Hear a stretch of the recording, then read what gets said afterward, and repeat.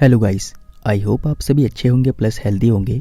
आज मैं जिस मूवी का एक्सप्लेन करने जा रहा हूँ वो एक हॉरर मूवी है जिसका गोश्त एक साइको किलर है जिसे लोगों को मारना पीटना और टॉर्चर करना काफ़ी अच्छा लगता है और वो मरने के बाद भी यही काम करता है। तो गाइस मूवी का नाम है the toy box. Movie start होती है और हमें एक बच्चा साइकिल चलाता हुआ दिखाई देता है। वो बच्चा साइकिल चलाते चलाते एक वैन के पास से गुजरता है। उसके वहाँ गुजरते ही उस बंद वैन का गेट अपने आप ही खुल जाता है और वो अपनी साइकिल वहीं रोकता है। इसके बाद वो उस गेट की तरफ बढ़ता है। गेट के पास पहुंचने के बाद वो वैन के अंदर देखता है और आवाज देता है हेलो, बट वहाँ कोई नहीं होता। फिर वो वैन के बाहर की तरफ देखता है। जब उसे बाहर भी कोई नहीं दिखता तो वो हेलो बोलते हुए वैन के अंदर जाता है। वैन के अंदर जाने के बाद भी वहाँ उसे कोई नहीं मिलता, इसलिए वो वापस बाहर की तरफ आता है और जैसे अपना पैर नीचे रखने वाला होता है उसे कोई एकदम से अंदर की तरफ खींच लेता है और उस वैन का गेट तेजी से आवाज करते हुए बंद होता है। इसके बाद उस वैन में उस बच्चे के चीखने और चिल्लाने की आवाजें आ रही होती है, मानो उससे कोई चीर फाड़ रहा हो, और वो बच्चा हमें उस वैन के खिड़की दरवाजे खुरिचता और नोचता हुआ दिखाई देता है। इस भयानक सीन के बाद हमें दिखाया जाता है कि सुबह होती है और उसी बड़ी वैन के अंदर हमें एक लेडी दिखाई जाती है जिसका नाम जेनिफर है। जेनिफर के साथ साथ हमें उस वैन में उसका हस्बैंड स्टीवन, उसकी daughter Olivia, father in law जिनका नाम चार्ल्स है, उसका डॉगी बेनली और उसके हस्बैंड का भाई जे दिखा जाता है जो उस वैन के बाहर सिगरेट फूंक रहा होता है। स्टीवन अपने भाई को आवाज देता है और जय भी अपनी सिगरेट खत्म करके वैन के अंदर आता है। एक्चुअली ये सभी समर रोड ट्रिप पर जा रहे होते हैं। तभी स्टीवन को याद आता है कि सारे अंदर आ चुके हैं बट उसका डॉगी बेनली वैन के अंदर नहीं है और वो बाहर की तरफ देखता है। बाहर उसका डॉगी एक आदमी के घर के आगे भौंक रहा होता है और स्टीवन उसे जाके पकड़ता है और उस आदमी को सॉरी बोलकर बेनली के साथ वैन की तरफ बढ़ता है। जब स्टीवन और उसका डॉगी बेनली आरवी की तरफ मतलब कि उस बड़ी सी वैन की तरफ बढ़ रहे होते हैं तब एक कार उनके पास आकर रुकती है। तभी उस कार में से एक लेडी स्टीवन से पूछती है क्या आपने मेरे बच्चे को देखा है? उसकी उम्र 13 साल है, उसने ब्लैक कलर की जीन्स और टी शर्ट पहन रखी है और उसके बाल ब्राउन कलर के हैं। स्टीवन उससे मना कर देता है कि नहीं, मैंने नहीं देखा। ये सुनने के बाद वो लेडी कार स्टार्ट करके वहाँ से चली जाती है और स्टीवन भी अपने डॉगी को लेकर उस आरवी के अंदर आ जाता है। इसके बाद स्टीवन के डैडी उस आरवी को स्टार्ट करते हैं और ट्रिप की तरफ बढ़ते हैं। ओलिविया और जेनिफर काफी खुश होते हैं और इस ट्रिप की वजह से उन दोनों को खुश देखकर स्टीवन को भी काफी खुशी मिलती है और सबसे ज्यादा खुशी स्टीवन के डैड को होती है क्योंकि इस ट्रिप के लिए उन्होंने इस आरवी को किराए पे लिया था और वो बहुत ज्यादा खुश होते हैं। आगे बढ़ते बढ़ते उनके साथ कुछ अजीबोगरीब चीजें होना शुरू हो जाती है। ओलिविया अपनी मॉम से कहती है कि मुझे गर्मी लग रही है और जेनिफर भी स्टीवन से कहती है एयर कंडीशन ऑन कर देना प्लीज। जवाब में स्टीवन कहता है बेबी एयर कंडीशन तो ऑलरेडी ऑन है। फिर जेनिफर चेक करती है कि एयर कंडीशन तो गर्म हवा दे रहा था और वो स्टीवन को बताती है और स्टीवन भी चेक करता है तो वो शॉक्ड रह जाता है कि एयर कंडीशन कूलिंग की जगह गर्म हवा फेंक रहा था। फिर स्टीवन के डैड जो कि उस आरवी को ड्राइव कर रहे थे वो कहते हैं डोंट वरी, खिड़कियां खोल लो, फ्रेश हवा आएगी। और ये कहने के बाद वो अपने तरफ की विंडो ओपन करने की कोशिश करते हैं बट वो ओपन नहीं होती। फिर स्टीवन जय के साथ ओलिविया के बगल वाली खिड़की ओपन करने की कोशिश करता है और बड़ी मेहनत के बाद खिड़की ओपन हो जाती है। इसके बाद स्टीवन के डैड रेडियो सुनने के लिए उसकी फ्रिक्वेंसी चेंज करते हैं बट अचानक उस रेडियो की फ्रिक्वेंसी भी अपने आप चेंज हो जाती है और एक अलग सा सॉन्ग बजने लगता है। बट सॉन्ग की आवाज काफी अच्छी होती है इसलिए वो रेडियो की आवाज बढ़ाकर उसे सुनने लगते हैं और रेडियो की फ्रिक्वेंसी कैसे चेंज हुई उसे इग्नोर कर देते हैं। ओलिविया विंडो के पास बैठी होती है और बाहर का नजारा देख रही होती है। वो अपनी मॉम से कहती है कि मुझे भूख लगी है। उसकी मॉम कैरेट काट रही होती है और वो उसे एक पीस खाने के लिए दे देती है और बाकी पीसेस काटना शुरू कर देती है। ओलिविया की उंगली विंडो पर होती है और उसकी मॉम उसे अपना हाथ अंदर करके बैठने के लिए कहती है। इतनी ही देर में वो विंडो तेजी से बंद होती है और जेनिफर घबरा जाती है। वो फटाफट ओलिविया के पास जाती है और उससे पूछती है तुम्हें चोट तो नहीं लगी ना? जवाब में ओलिविया कहती है कि नहीं मॉम, मैं ठीक हूँ। फिर जेनिफर ओलिविया से कहती है कि तुम एक काम करो, तुम अपने डॉगी बेलने के पास जाके खेलो, वो शायद तुम्हें मिस कर रहा होगा। ओलिविया भी बेलने के पास चली जाती है और उसके साथ खेलती है। तभी स्टीवन के डैड वैन रोकने की बात करते हैं जबकि वो अपने डेस्टिनेशन पर पहुंचे भी नहीं होते। वो ऐसा इसलिए कहते हैं क्योंकि उस रोड पर किसी की कार खराब हुई होती है और उन्हें हेल्प की जरूरत होती है। वैन रुकती है। स्टीवन के डैड, स्टीवन और जय तीनों बाहर की तरफ देखते हैं और वैन से बाहर निकलकर उस कार की तरफ जाते हैं। कार के पास पहुंचने के बाद वो देखते हैं कि वहाँ कोई नहीं है। तभी पीछे से उनके पास एक आदमी आता है और स्टीवन उससे बताता है कि हम यहाँ आपकी हेल्प के लिए आए हैं। इतनी ही देर में उस खराब हुई कार में से एक लेडी बाहर निकल कर आती है। फिर स्टीवन के डैड उन दोनों को बताते हैं कि मेरा नाम चार्ल्स है और ये मेरा बेटा स्टीवन है। हम सब एक फैमिली ट्रिप पर जा रहे थे, हमने आपकी कार को खराब देखा और हमें लगा आपको हेल्प की जरूरत है। ये बातें सुनने के बाद वो दोनों अपने बारे में बताते हैं। उनमें से मैन का नाम मार्क्स और फीमेल का नाम सैम है और ये दोनों ब्रदर सिस्टर होते हैं। फिर स्टीवन के डैड उससे पूछते हैं कि तुम्हारी कार को क्या हुआ? मार्क्स बताता है हम काफी देर से ट्राई कर रहे हैं बट हमें पता नहीं चल रहा कि प्रॉब्लम क्या है। हमने एक ट्रक वाले को सिग्नल भी दिया बट उसने हमें इग्नोर कर दिया। आप पहले हो जो यहाँ पे आकर हमारी मदद के लिए रुके। फिर स्टीवन के डैड कहते हैं कि वैसे तो हम एक फैमिली ट्रिप पर जा रहे हैं, बट हमें नहीं लगता कि आपको यहाँ किसी तरह की कोई हेल्प मिल पाएगी। आप हमारे साथ चलो, आगे चलकर आपको कोई ना कोई मैकेनिक मिल जाएगा, फिर आप अपनी कार ठीक करवा लेना। मार्क्स और सैम दोनों उनकी बात मान लेते हैं और उनके साथ वैन में बैठकर वहाँ से चले जाते हैं। इधर सैम फ्रेश होने के लिए अपने हाथ और मुंह को धो रही होती है और पानी के हल्के छींटे अपने गले पर भी मारती है। इसके बाद जब वो दोबारा वॉश बेसिन में अपना हाथ डालती है पानी लेने के लिए, तो उसे कुछ और ही दिखाई देता है। वॉश बेसिन पूरा खून से भरा हुआ होता है और जब सैम अपना हाथ डालती है उसमें चेक करने के लिए कि ये खून ही है या कुछ और, तो उसे एक औरत का बड़ा सा बाल मिलता है। और जब सैम उसे पूरा बाहर निकाल लेती है तो उसे पता लगता है कि बाल के साथ साथ किसी के सर की खाल भी चिपकी हुई है, मानो किसी ने जबरदस्ती उसके बाल के साथ साथ उसके सर की खाल को भी चीर दिया हो। सैम फटाफट उस बाल को वापस उस वॉश बेसिन में फेंक देती है और एकदम से पीछे की ओर हो जाती है। तभी उसका भाई मार्क्स वहाँ आता है और सैम से पूछता है क्या हुआ सैम। तब सैम उसे आंखों से इशारा करते हुए वॉश बेसिन की तरफ देखने के लिए बोलती है, बट उस वॉश बेसिन में कुछ नहीं था। सैम एक पल के लिए शॉक हो जाती है और वो समझ नहीं पाती कि वो आखिर क्या था जो अभी उसके साथ हुआ था। इसके बाद ये दोनों भाई बहन उस वॉशरूम से बाहर निकलकर जेनिफर से भी आकर मिलते हैं। फिर वो वैन रुकती है और स्टीवन के डैड स्टीवन को मैप निकालने के लिए कहते हैं ताकि वो सही रास्ते पे जा सके। स्टीवन भी मैप ढूंढता है। स्टीवन को मैप मिल जाता है, बट मैप के साथ साथ उसे उस वैन के मालिक के डॉक्यूमेंट भी मिलते हैं जिसका नाम रॉबर्ट एलम गंथरी था। स्टीवन उसे इग्नोर करता है और उस पेपर को वापस बॉक्स में डाल देता है और मैप को अपने डैड को दे देता है। उसके डैड भी मैप देखकर रास्ता समझते हैं और वैन स्टार्ट करके आगे की तरफ बढ़ते हैं। तभी अचानक वैन की स्पीड अपने आप बढ़ जाती है और स्टीवन के डैड उसे कंट्रोल नहीं कर पा रहे होते। इसके अलावा जेनिफर और बाकी लोग भी इधर उधर गिर पड़ रहे होते हैं। वैन काफी तेजी से चल रही होती है। इसी उथल पुथल में मार्क्स टेबल के कोने में गले के बल टकरा जाता है। तभी वैन रुकती है और उनका डॉगी वैन वहां से भाग जाता है। वैन के अंदर सैम अपने सर पर हाथ रखते हुए आंख खोलती है तो उसकी आंख खुली की खुली रह जाती है क्योंकि उसकी आंखों के सामने उसका भाई मरा पड़ा होता है। और आप सभी को बता दें, मार्क्स की मौत के बाद यहाँ मौतों का सिलसिला शुरू हो जाता है। स्टीवन का भाई जय मार्क्स की डेड बॉडी को वैन से बाहर लाता है और उस पर सफेद चादर डाल देता है और वहाँ से वापस वैन की तरफ जाता है। वैन के बाहर स्टीवन, उसके डैड चार्ल्स, जेनिफर और जय इस बात पर डिस्कस कर रहे होते हैं कि वैन की स्पीड अपने आप बढ़ी कैसे और स्टीवन के डैड के ब्रेक मारने पर भी वैन रुकी क्यों नहीं। दूसरी तरफ सैम वैन के अंदर रो रही होती है और अपने भाई की डेड बॉडी को देख रही होती है। तभी अचानक उसके पीछे से एक आदमी गुजरता है जो इन सभी एबनॉर्मल एक्टिविटीज का जिम्मेदार होता है। वो आदमी सैम के पीछे आकर उसे सूंघने लगता है, बट सैम जैसे ही पीछे मुड़ती है वहाँ कोई नहीं होता। इसके बाद सैम वापस बाहर की तरफ देखने लगती है, बट दूसरी बार तो वो आदमी उसके बालों को छू देता है और सैम घबराते हुए वैन से बाहर आती है। फिर थोड़ी देर बाद जेनिफर वैन में पानी की बोतल्स लेने जाती है। वैन के अंदर जाकर जेनिफर फ्रिज खोलने ही वाली होती है कि उसे टीवी ऑन होने की आवाज आती है। उस टीवी में एक वीडियो चल रही होती है जिसमें और कोई नहीं बल्कि जेनिफर होती है। ये वीडियो उनके सुबह के वक्त की होती है जब उन्होंने सुबह वैन में एंटर किया था। वीडियो देखते देखते उसमें जेनिफर को एक लड़की का भूत दिखाई देता है और वीडियो में वो भूत जेनिफर के एकदम पास आ जाता है। जेनिफर पूरी तरह से डर जाती है और वो तेज की चीखती है। जेनिफर के चीखने की आवाज ओलिविया भी सुन लेती है और वो भी थोड़ा घबरा जाती है। जेनिफर की चीख सुनकर स्टीवन भी फटाफट वैन के अंदर आता है और उससे पूछता है क्या हुआ। जेनिफर इतनी डरी हुई होती है कि वो कुछ बोल ही नहीं पाती और वैन से बाहर चली जाती है। बाहर आकर जेनिफर ओलिविया की ड्राइंग देखने लग जाती है और स्टीवन उसके पास आता है और उससे पूछता है क्या हुआ, तुम चीखी क्यों थी। तब जेनिफर ओलिविया को उसके ग्रैंडपा के पास जाने के लिए कहती है और स्टीवन को उसकी ड्राइंग दिखाती है जिसमें उसने एक मॉन्स्टर का ड्राइंग बनाया हुआ था एक लड़की के कटे हुए सर के साथ। जेनिफर स्टीवन को बताती है यहाँ हमारे साथ कुछ तो गलत हो रहा है, हमारी वैन अपने आप आउट ऑफ कंट्रोल हो जाती है, हमारी बेटी के सामने एक आदमी की मौत हो जाती है और हमारी बेटी इस तरह की ड्राइंग बना रही है, ये सब ठीक नहीं है। स्टीवन जेनिफर से कहता है तुम कहना क्या चाहती हो, साफ साफ बताओ। जेनिफर स्टीवन से कहती है मैं बस इतना चाहती हूँ कि यहाँ जो कुछ भी हो रहा है उसे फिगर आउट करो और अपनी फैमिली को सेफ जोन में लाओ क्योंकि ये तुम्हारी ड्यूटी है। और ये बोलकर वहाँ से चली जाती है। दूसरी तरफ सैम अकेली उदास बैठी होती है। जय उसे सिगरेट देता है। स्मोकिंग के बाद सैम जय से आरवी स्टार्ट करने के लिए कहती है। जय आरवी की ड्राइविंग सीट पर आकर बैठ जाता है और आरवी स्टार्ट करने की कोशिश करता है बट वो स्टार्ट नहीं होती और सैम आरवी की बैक साइड में जाकर देखती है कि आखिर क्या प्रॉब्लम है जिसकी वजह से आरवी स्टार्ट नहीं हो रही। तभी स्टीवन और उसके डैड चार्ल्स भी सैम के पास आकर खड़े हो जाते हैं। जय दोबारा आरवी स्टार्ट करने की कोशिश करता है बट उसे तब भी कोई रिस्पॉन्स नहीं मिलता और वो वॉशरूम चला जाता है। तभी स्टीवन के डैड वहाँ कुछ देखते हैं और उसमें अपना हाथ डालते हैं। यहाँ जय वॉशरूम में होता है और यहाँ आरवी अपने आप स्टार्ट हो जाती है जिसकी वजह से उसके डैड का हाथ कट जाता है और खून खून हो जाता है। जय भी उस आरवी से बाहर आता है और अपने डैड के हाथ को फटाफट पकड़ता है, उन्हें आरवी में लाता है। उसके डैड का हाथ काफी ज्यादा कटा होता है और काफी ब्लीडिंग भी हो रही होती है। जेनिफर टॉवल और खून को रोकने वाला लिक्विड लेके आती है और जहाँ उनका हाथ कटा होता है वहाँ डालती है ताकि ब्लीडिंग रुक सके, बट हाथ ज्यादा कटा होने की वजह से ब्लड नहीं रुकता। जेनिफर उनके हाथ को कपड़े और टॉवल से पूरी तरह से बांध देती है। यहाँ स्टीवन अपने डैड की हालत ज्यादा खराब होने की वजह से उन्हें हॉस्पिटल ले जाने की सोचता है और आरवी स्टार्ट करता है बट वो आरवी स्टार्ट नहीं होती जिसकी वजह से स्टीवन काफी गुस्सा करता है। जेनिफर स्टीवन को इस तरह गुस्सा करने के लिए मना करती है क्योंकि वहाँ उनकी डॉटर ओलिविया थी जो ये सब देखकर डर सकती थी। जेनिफर की बात सुनकर स्टीवन शांत हो जाता है। टाइम बीतता है और दिन से रात हो जाती है। स्टीवन, जय और सैम आग जलाकर बैठे होते हैं। स्टीवन जय से कहता है डैड को इस हालत में लाने के लिए थैंक यू। जय स्टीवन से कहता है ये सब कुछ मेरी वजह से नहीं हुआ, मैं टॉयलेट बेड पे था और आरवी अपने आप स्टार्ट हो गई थी। स्टीवन इसे झूठ मानते हुए जैसे लड़ने लगता है, तभी वहाँ बैठी सैम उन्हें स्टॉप फाइटिंग बोलकर लड़ाई करने के लिए मना करती है। स्टीवन भी फाइट रोक देता है और लकड़े लेने के लिए वहाँ से चला जाता है। दूसरी तरफ जेनिफर ओलिविया को सुलाकर कुछ खाने के लिए जब फ्रिज खोलती है तो देखती है उनके खाने का सारा सामान खराब हो चुका था। इसके बाद जेनिफर अपने फादर इन लॉ के लिए मेडिसिन निकालती है क्योंकि उनके हाथ में काफी जलन हो रही थी। जेनिफर वो मेडिसिन उन्हें खाने के लिए देती है। बाहर स्टीवन, जय और सैम रात को सोने के इंतजाम के बारे में बात कर रहे होते हैं। स्टीवन सैम से कहता है तुम आरवी में जाकर सो जाओ, मैं और जय टेंट में सो जाएंगे। बट सैम उन्हें कहती है कि मैं टेंट में ही सो जाऊंगी, मुझे कोई परेशानी नहीं है। जय सैम को अकेला न छोड़ते हुए कहता है कि मैं भी वहीं सोऊंगा। सैम उसे कहती है कि मुझे किसी की जरूरत नहीं है। जय उसे कहता है कि मैं तुम्हारे साथ नहीं बल्कि वहीं बाहर अपने टेंट में सोऊंगा। इसके बाद वो सारे अपनी अपनी जगह सो रहे होते हैं, बट सैम को नींद नहीं आ रही होती। वो लेटे लेटे करवटें बदल रही होती है। तभी अचानक वो टॉयलेट के लिए उठती है और जब वो टेंट से निकलकर टॉयलेट के लिए जा रही होती है तो उसे वहाँ किसी के होने का एहसास होता है और वो पीछे मुड़ के देखती है तो वहाँ कोई नहीं होता। बट वो जैसी आगे मुड़ती है उसके होश उड़ जाते हैं। एक लड़की का भूत उसके सामने होता है जो धीरे धीरे उसके नजदीक और भी ज्यादा नजदीक बढ़ रहा होता है। सैम घबराते हुए वहाँ से अपने टेंट की तरफ भागती है। टेंट के पास पहुंचकर जब वो वापस पीछे देखती है तो वहाँ कोई नहीं होता। बट जब वो टेंट की तरफ देखती है तो उसके सामने एक लड़की का भूत होता है जिसकी आंखें नहीं होती और उसके सर से खून बहता हुआ पूरे शरीर में जा रहा होता है और वो अपना बड़ा सा मुंह खोलकर एक डरावनी सी आवाज निकालती है जिसकी वजह से सैम पूरी तरह से डर जाती है। तभी उसके सामने जय आ जाता है और उससे पूछता है क्या हुआ, सब ठीक तो है ना। सैम इस हालत में नहीं होती कि वो जय को कुछ भी बता पाए, इसलिए वो चुपचाप अपने टेंट में चली जाती है। सुबह होती है। सैम दोबारा आरवी की बैक साइड में जाकर चेक कर रही होती है कि इंजन में प्रॉब्लम क्या है। स्टीवन भी उसे आरवी से कुछ टूल ला कर देता है। फिर ये दोनों मिलकर आरवी के इंजन को चेक करते हैं। तभी ओलिविया खेलते हुए आरवी के अंदर आती है जहाँ एक छोटा सा गेट अपने आप ओपन होता है जहाँ उसे स्कीपिंग टूल्स मिलता है। वो अपनी मॉम के पास जाकर उससे खेलने की परमिशन मांगती है। उसकी मॉम उसे उससे खेलने की परमिशन दे देती है और वो आरवी के पीछे वाली जगह पे जाकर उस रस्सी के साथ कूद रही होती है। यहाँ जय ड्राइविंग सीट पर बैठकर दोबारा से स्टीवन के कहने पर उस आरवी को स्टार्ट करता है। आरवी स्टार्ट हो जाती है।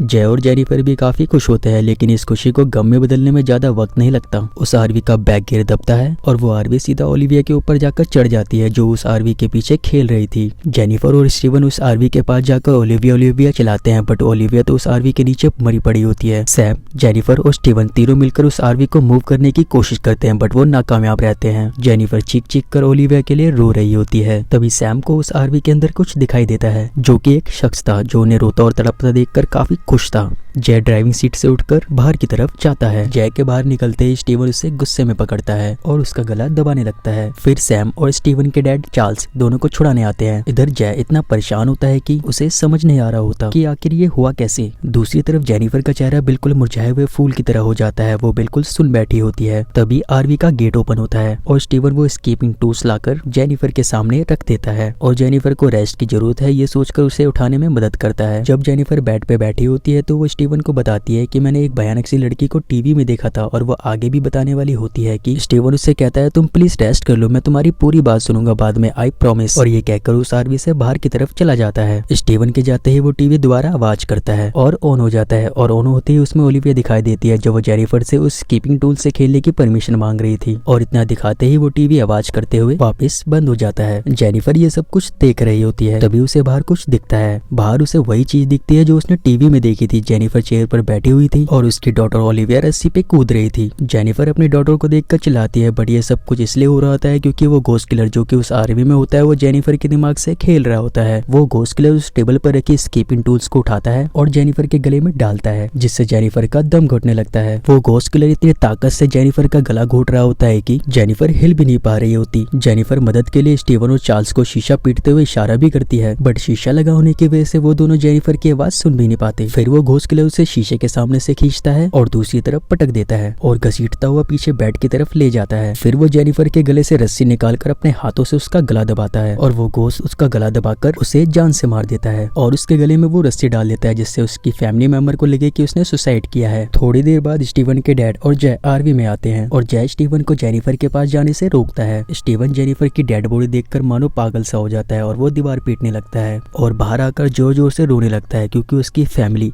एक तरह से खत्म हो चुकी थी। इसके बाद स्टीवन अपने डैड और जैक के पास आकर कहता है कि ये ट्रिप हमें कंटिन्यू नहीं करनी और वो सभी आरवी में आकर अपने बैग पैक करना शुरू कर देते हैं। वो सभी अपने बैग पैक कर ही रहे होते हैं कि स्टीवन को एक फोटोग्राफ मिलती है जो कि एक डेड बॉडी की होती है। स्टीवन उस पूरे बॉक्स को बाहर निकाल लेता है जिसमें से वो फोटोग्राफ गिरी हुई थी और फिर उसके अंदर हाथ डालता है जहाँ से वो बॉक्स मिला होता है। उसमें से जब स्टीवन अपना हाथ बाहर निकालता है तो उसके हाथ में एक बड़ा सा खंजर होता है जिसमें खून ही खून होता है। साथ ही साथ एक पिस्तौल भी मिलती है और कई सारी तस्वीरें जिसमें खून से लथपथ मरी हुई लड़कियों की फोटो होती है। उन फोटोज के अंदर स्टीवन को उस कोस्ट किलर की फोटो भी मिलती है और जय अपने डैड से पूछता है क्या आपने ये आरवी इस पर्सन से खरीदी थी। उसके डैड उसे बताते हैं नहीं, ये तो एक ओल्ड पर्सन है, मैंने एक यंग पर्सन से खरीदी थी ये आरवी। फिर अचानक से टीवी आवाज करता है और ऑन हो जाता है और टीवी ऑन होती है वो गोस्ट किलर उनके सामने होता है। वो किलर एक लड़की को जिंदा लटका कर उसे बुरी तरह से टॉर्चर कर रहा होता है और तभी वो टीवी आवाज करता हुआ वापस बंद हो जाता है। तभी स्टीवन को याद आता है जब ड्राइविंग सीट पर उसके डैड ने उससे मैप मांगा था तो उसे एक पेपर मिला था जिसमें उस आरवी के असली ओनर का नाम लिखा हुआ था और वो उस पेपर को लेने आगे बढ़ता है। स्टीवन वो पेपर वहाँ से उठा लेता है और उन सबके पास लाता है। उस पेपर में रॉबर्ट गंथरी का नाम लिखा हुआ था जिसकी मौत इसी आरवी में हुई थी। फिर उसके डैड भी बताते हैं कि मैंने भी न्यूज़पेपर में पढ़ा था कि कुछ लोग इस आरवी को जलाकर खत्म करना चाहते थे क्योंकि कई फैमिलीज की जिंदगी इस आरवी की वजह से खत्म हुई थी। उसके डैड ये भी बताते हैं जब इस आरवी की वजह से ट्रैफिक जैम हो रहा था तो एक पुलिस वाले ने इसके अंदर जाकर चेक किया तो उसने देखा एक लेडी अपने हाथ के सहारे इस आरवी की छत पे चिपकी हुई थी और उस लेडी ने इस पे हमला किया। उस पुलिस वाले ने फिर उसे गोली मारकर खत्म कर दिया। तब जय बताता है इसका मतलब जब से रॉबर्ट गंथरी इस आरवी में मरा है तब से ये आरवी हॉन्टेड है। बट स्टीवन को उनकी बातों पे यकीन नहीं होता। तब सैम उन्हें बताती है जय टॉयलेट में था जब इंजन अपने आप स्टार्ट हुआ और तुम्हारे डैड का हार्ट कट गया और जब ओलिविया खेल रही थी तब भी जय के बिना कुछ किए इंजन स्टार्ट हुआ और ओलिविया की मौत होगी और जेनिफर थोड़ा सा आराम करना चाहती थी, वो सुसाइड बिल्कुल नहीं करना चाहती थी। फिर स्टीवन कहता है उस सीरियल किलर की इस आरवी में मौत हुई थी जिसकी वजह से ये आरवी हॉन्टेड है। जय कहता है हाँ यही सच है। इतना कहते ही वो आरवी अपने आप स्टार्ट हो जाती है और जैसे ही पीछे की ओर जाती है वो खंजर जो जय के हाथ में था वो उसके गले के आर पार हो जाता है और जय वहीं मर जाता है। स्टीवन फटाफट अपने डैड को उस आरवी से बाहर की तरफ धक्का देता है। उसके डैड के बाहर आते ही वो डोर अपने आप लॉक हो जाता है। सैम भी अपना बैग लाकर बाहर की तरफ जाती है बट डोर लॉक होता है। इधर स्टीवन के डैड भी बाहर से गेट खोलने की कोशिश कर रहे होते हैं कि तभी वो आरवी स्टार्ट होती है और स्टीवन के डैड को कुचलने के लिए उनके पीछे जाती है। स्टीवन के डैड जितनी तेजी से भाग रहे होते हैं उतनी ही तेजी से वो आरवी उनके पीछे आ रही होती है। तभी अचानक वो आरवी रुकती है और स्टीवन अपने डैड से पूछता है डैड आप ठीक तो है ना। उसके डैड स्टीवन से पूछते हैं मुझे क्या करना है जल्दी बताओ, क्योंकि स्टीवन के डैड भी अच्छी तरह से जानते हैं कि स्टीवन और सैम उस वैन के अंदर सेफ नहीं है। तब स्टीवन सैम से डिस्कस करता है और अपने डैड को हाईवे बेचकर हेल्प लाने का डिसाइड करता है। बट स्टीवन सैम से कहता है उनकी हालत काफी क्रिटिकल है, वो मर भी सकते हैं। फिर सैम स्टीवन से कहती है वो वैसे भी मर जाएंगे क्योंकि वो सीरियल किलर किसी को नहीं छोड़ेगा। स्टीवन अपने डैड को हाईवे पे जाकर हेल्प लाने के लिए भेजता है। तभी अचानक सैम से बात करते हुए स्टीवन का हाथ कांपने लगता है और उस टेबल पे रखी पिस्तौल स्टीवन के हाथ में आ जाती है। बट उसे कंट्रोल करने वाला और कोई नहीं बल्कि उसी सीरियल किलर का भूत होता है जो कि स्टीवन के डैड पर निशाना बांधते हुए उन्हें शूट कर देता है और उसके डैड वहीं मर जाते हैं। स्टीवन अंदर से पूरा टूट जाता है और अपनी फैमिली के सभी मेंबर, अपने भाई, अपनी डॉटर ओलिविया, अपनी वाइफ जेनिफर और अपने डैड चार्ल्स को याद करता है और अपने आप को शूट कर देता है। इसके बाद सैम अपनी पूरी कोशिश करती है गेट ओपन करने की बट गेट नहीं खुलता। टाइम बीतता है और शाम हो जाती है। इधर सैम को जोरों से भूख लग रही होती है और वो डिब्बों से खाने की चीजें तराश रही होती है कि अचानक उस आरवी में तेज की हवा चलने लगती है और अंदर के दरवाजे खोल और बंद हो रहे होते हैं। सैम डर के मारे अपने हाथ में चाकू उठा लेती है और तभी ये सारी आवाजें बंद हो जाती है और जब सैम अपनी नजर खोल के देखती है तो वो उसके सामने का नजारा काफी भयानक होता है। उसके सामने वो सीरियल किलर एक लड़की के बाल उसकी खाल के साथ काट रहा होता है। ये नजारा देखकर तो अच्छे सुन पड़ जाए तो सैम का क्या होता, बट ये सब कुछ एक सपना था और सैम की आंख खुल जाती है। वो उठ खड़ी होती है। उस आरवी की लाइट अपने आप जल बुझ रही होती है और जैसे ही लाइट जलती है वो किलर उसके पीछे दिखाई देता है और सैम के पीछे मुड़ते ही वो उस पर हमला कर देता है। वो किलर सैम का गला दबाकर उसे जान से मारने की पूरी कोशिश करता है। वो किलर सैम का गला दबाने के अलावा उसे मारपीट भी रहा होता है जिसकी वजह से सैम बेहोश हो जाती है और वो किलर उसे घसीटता हुआ आगे की ओर ले जा रहा होता है। तभी अचानक सैम होश में आ जाती है और चाकू से उसकी तरफ वार करती है बट वो बच जाता है और वो चाकू उस आरवी पर लगता है जिसमें से और कुछ नहीं बल्कि खून निकलता है और यही खून उस किलर की बॉडी में से भी निकलता है। फिर सैम उस आरवी पर एक बार और वार करती है और वो किलर धीरे धीरे जख्मी होता जाता है और तीसरा वार जैसे ही वो कांच पे करती है वो वार किलर की आंखों में लगता है और उसकी दोनों आंखों से खून बहने लगता है। इसके बाद सैम और वार करती इससे पहले वो किलर उस आरवी में आतंक मचा देता है और सारी चीजें उथल पुथल होने लगती है। तभी अचानक सैम को जोर से धक्का लगता है और वो पीछे वाले बेड पे जा गिरती है और वो गेट धड़ाम से बंद हो जाता है। इसके बाद सब कुछ ब्लैंक हो जाता है और हमें समझाया जाता है कि उस किलर ने उस आखिरी शख्स को भी मार दिया। अगली सुबह दो राइडर आकर उस आरवी के पास रुकते हैं और उस आरवी के अंदर सब कुछ चेक कर अंदर जाने की सोचते हैं। उन दोनों के अंदर जाते ही गेट धड़ाम से बंद होता है और हमें इस मूवी मूवी का दी एंड दिखा दिया जाता है। मूवी की बात करें तो मूवी में ज्यादा कुछ नहीं है, बस एक साइको किलर है जिसे लोगों को तड़पा तड़पा कर मारना अच्छा लगता था और वो मरने के बाद भी यही कर रहा था। मूवी में उस साइको किलर के पास के बारे में भी कुछ नहीं है कि वो ऐसा क्यों कर रहा था और वो ऐसा क्यों बना, बस वो जिस तरह से लोगों की फैमिली को खत्म कर रहा था उसी दहशत को इस मूवी में दिखाया गया है। अगर आपको मूवी की एक्सप्लेनेशन अच्छी लगी हो तो आप वीडियो को लाइक कर सकते हैं और इसी तरह की और वीडियो देखने के लिए हमारे चैनल को सब्सक्राइब भी कर सकते हैं। Thank you all.